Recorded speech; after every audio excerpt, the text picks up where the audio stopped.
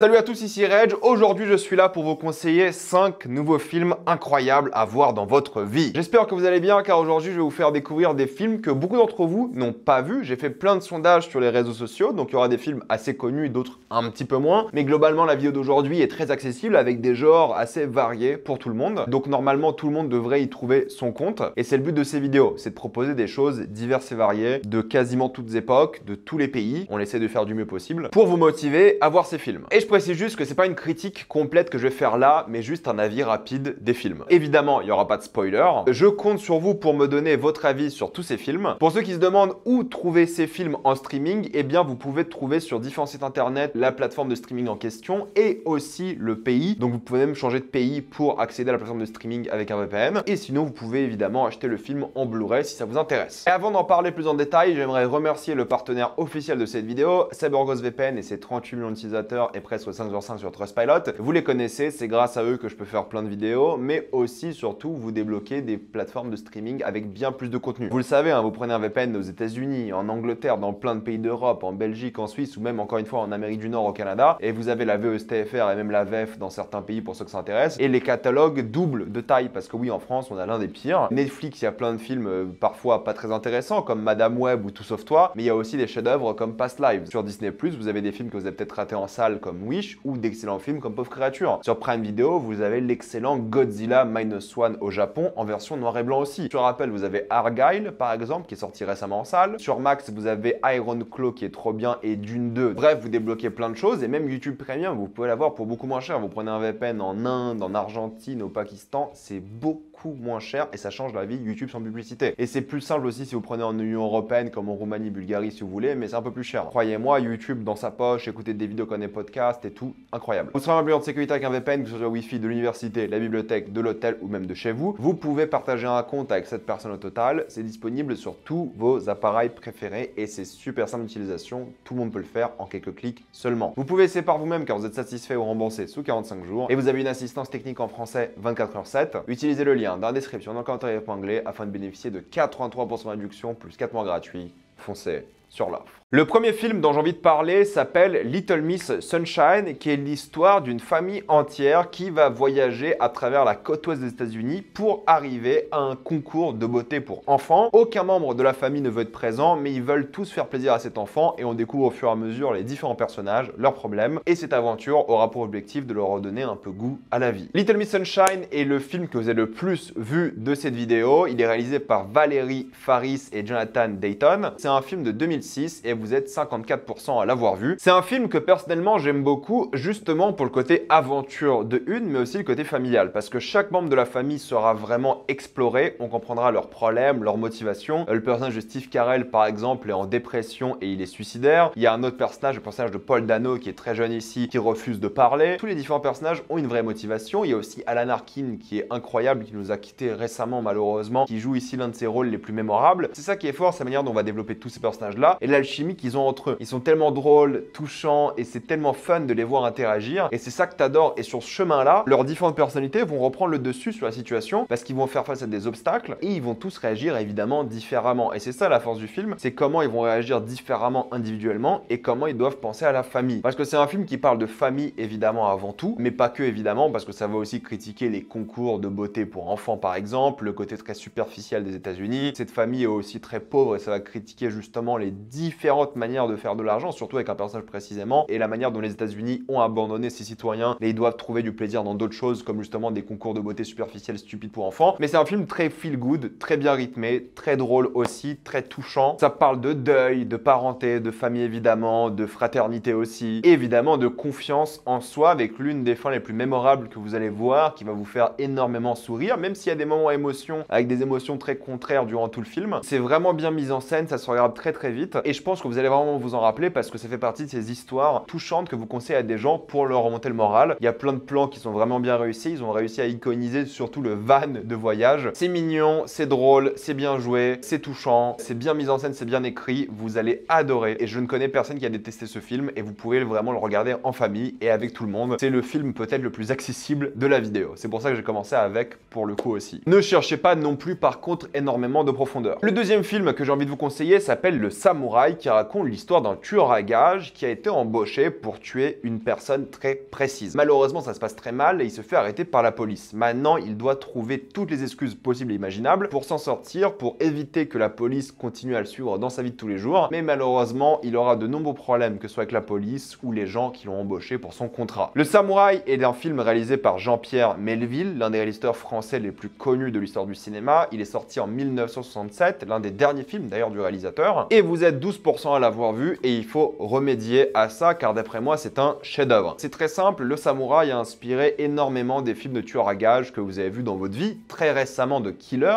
par exemple, qui est énormément inspiré, en plus de se passer à Paris, de ce film-là, mais c'est l'un des rôles les plus iconiques d'Alain Delon. Il joue un tueur à gages charismatique et ce que j'aime beaucoup, c'est qu'on prend notre temps pour développer son personnage à lui, avec l'une des fins les plus mémorables aussi d'après moi de l'histoire du cinéma. On rentre vraiment dans sa psyché, surtout par rapport au décor, mais la manière dont il travaille. Et c'est ça la force du film, c'est que c'est un film qui a très peu de dialogue, car le but du film, c'est l'organisation, le travail très technique et méticuleux. Que ce soit la police, la manière dont ils enquêtent, qui semble plus ou moins réaliste, mais c'est un travail d'organisation. De l'autre côté, pareil, l'assassin, qui lui va commencer à s'organiser, à prendre de l'avance, qui va prévoir des plans A, B, C, D au cas où ça se passe mal, qui va avoir un alibi solide. Bref, c'est un film sur la mise en scène. C'est un film sur l'art, c'est un film sur la manière dont on crée des choses, on crée des situations et on met en scène des situations. Et justement, il n'y a pas beaucoup de dialogue car tout se fait par la narration visuelle et la manière dont tout est calculé. Parfois, les personnages font des erreurs, ils remarquent les erreurs et ils se rectifient juste après. Tout est fait justement pour regarder l'écran et se fixer sur les plus petits détails et tout sera raconté par les décors, par les regards, par les objets énormément aussi. Chaque personnage analyse chaque scène, essaie de trouver un échappatoire ou une manière d'attaquer et tout se fait par les regards charismatiques des acteurs, leur jeu qui est vraiment réussi. Voilà, l'un des rôles les plus iconiques, encore une fois, d'Alain Delon, qui est tellement mémorable dans le film. Mais il y a tellement de petits personnages qui sont mémorables, il y a tellement de petites séquences qui se répètent mais différemment, c'est tellement un bon film. Le pire, c'est que le film laisse plein d'indices sur sa fin, mais il arrive quand même à te surprendre, c'est assez génial de ce point de vue-là. Et je trouve que pour un film de 1967, ça a plutôt bien vieilli. Ne vous attendez pas à un film d'action, encore une fois, c'est un film méthodique, mais la manière dont il parle d'art, la manière dont il développe ses personnages, la manière dont il surprend et la manière dont tu as l'impression en tant que spectateur d'être toujours à la ramasse par rapport au personnage est assez satisfaisante. Si vous voulez voir un film culte français hyper important d'un réalisateur mondialement connu, celui-ci est une très bonne porte d'entrée que je vous conseille. D'ailleurs, il y a une version 4K qui est sortie récemment que j'ai acheté qui est vraiment pas mal, donc n'hésitez pas à foncer sur ce chef-d'œuvre. Mais ne vous attendez pas à un film d'action, encore une fois. Mais c'est 1h45, ça se regarde très vite, c'est excellent. Le troisième film que j'ai envie de vous conseiller s'appelle Bienvenue à Gattaca, qui raconte l'histoire d'une société où la génétique a pris le dessus sur la nature. Maintenant, les enfants ne sont plus faits par la voie naturelle, mais dans des labos où tu peux programmer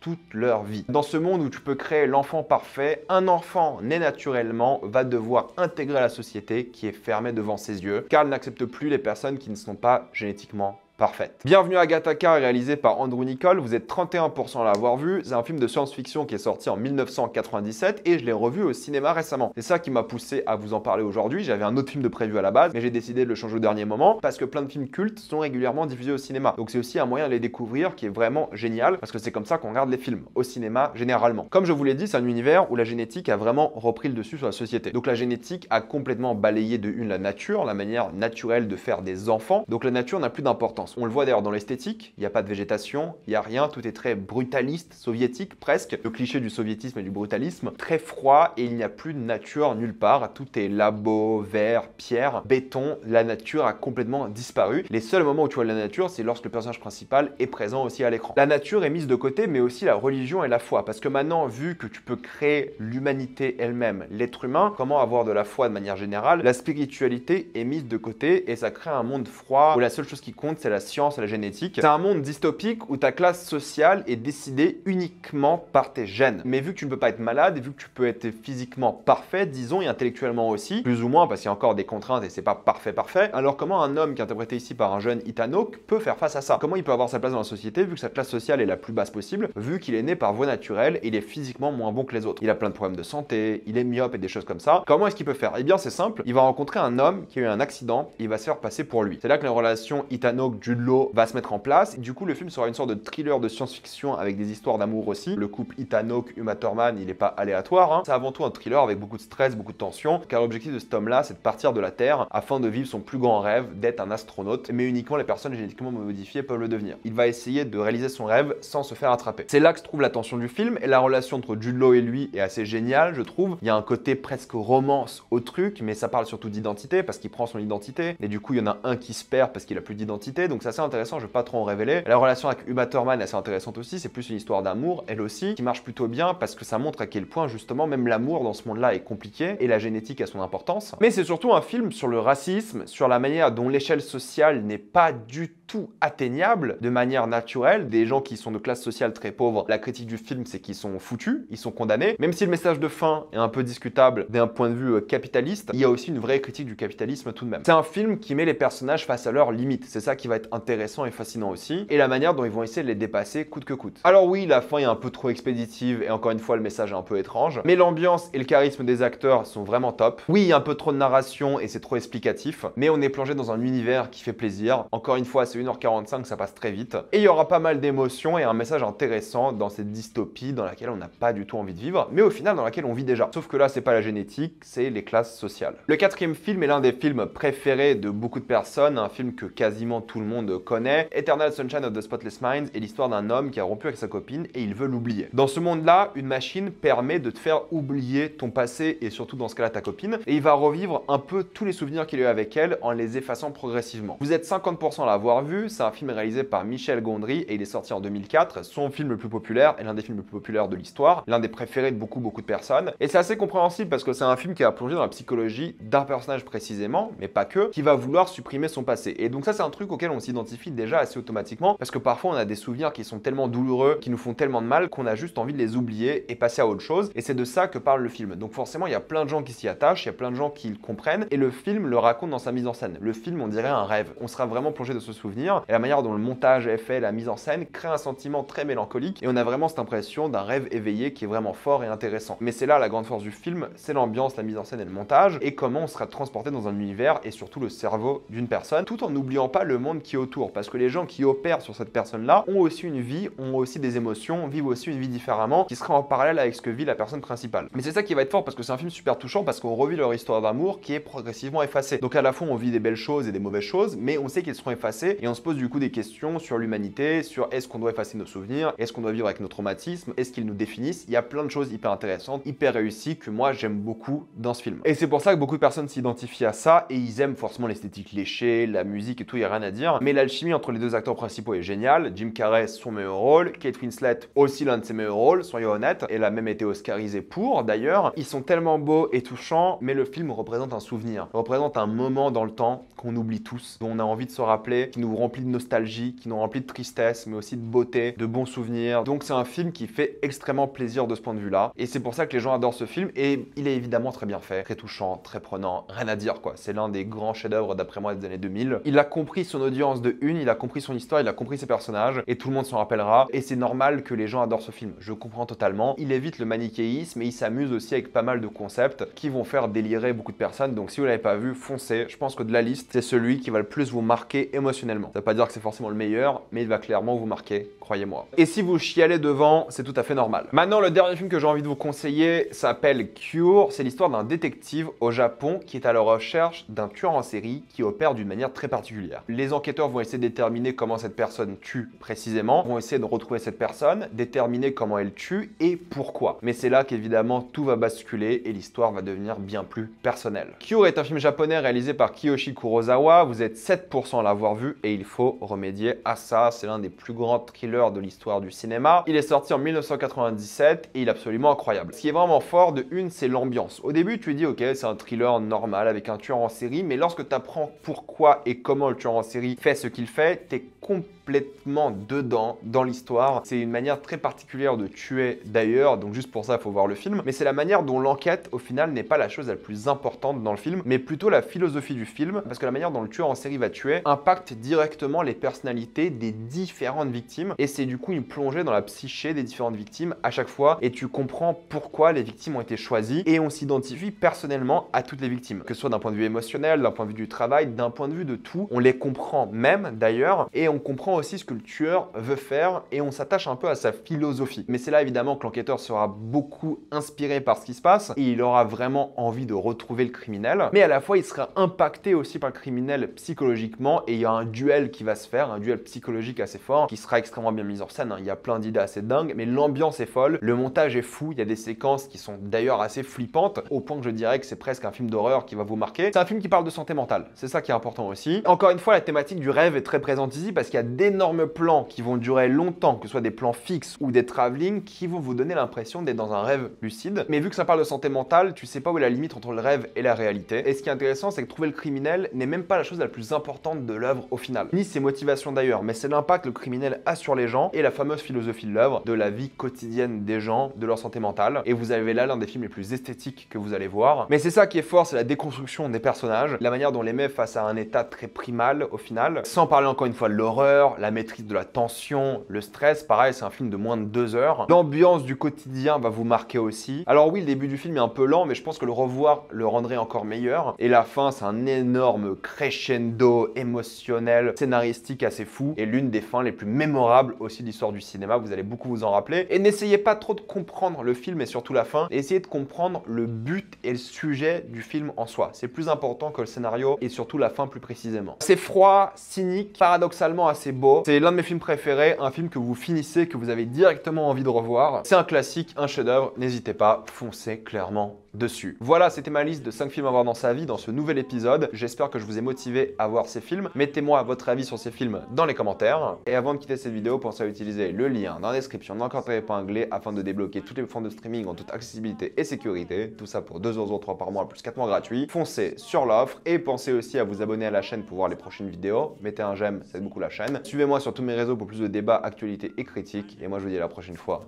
Salut à tous.